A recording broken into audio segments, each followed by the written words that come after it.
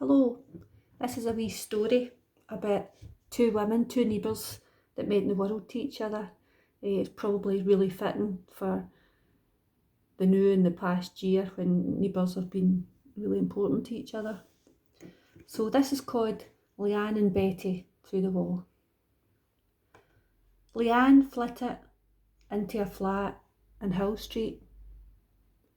It was time to stand in her own 2 feet. She brickened it up with some fairy licks, a potted plant, a battered couch she got for the Sally Ann.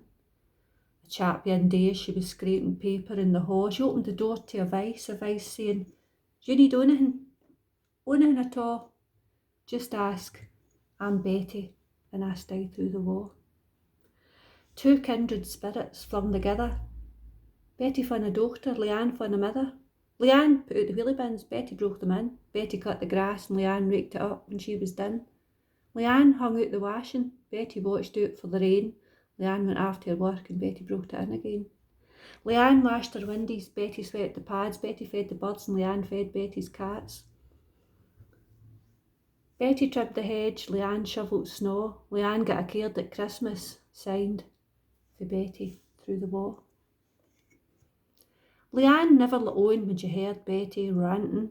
Betty just tutted when Leanne had been out gallivanting.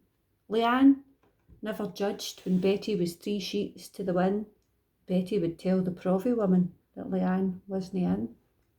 Leanne could sleep at night, kenning Betty wasn't for a wobble. She couldn't help it, for she could hear her snoring through the Waa. Betty was a nippy sweetie, could lash folk with her caustic tongue. Leanne was canny at others, I had been, for she was young. If Beth had scars for the past, neither gied the game away. Betty didn't ask and Leanne didn't say. Sitting round the kitchen table, drinking tea, Leanne didn't gee or ginger when Betty spoke to folk that nobody else could see. Yin Monday night, like every yin afore, Leanne lifted her fags and chapped Betty's door, opened it, called out Betty's name, waited for a retort, but the answer never came. Leanne went bed in the living room, a sense of dread in her belly.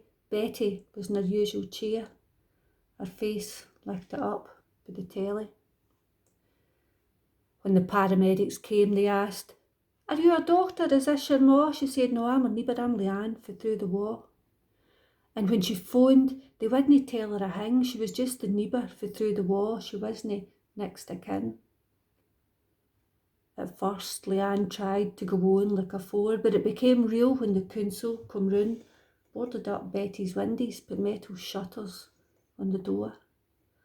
Then the pain came rushing to the fore, memories like wolves knocking down the door. One drink became 2, became 3, became 4, up till late, pacing up and down the floor.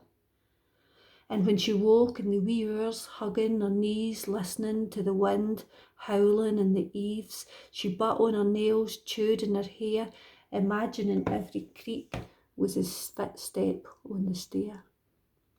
The wind rattled through the letterbox, making the curtains blow. Leanne was scared and all alone, and nae Betty through the Waa. Yin day, Leanne pulled the curtain aside to see a car pulled up outside.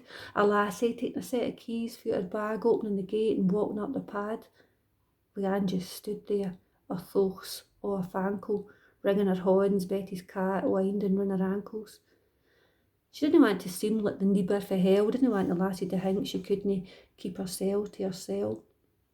Finning the courage, she opened the door and smiled for the hall.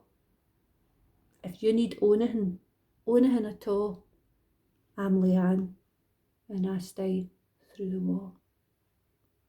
Thank you.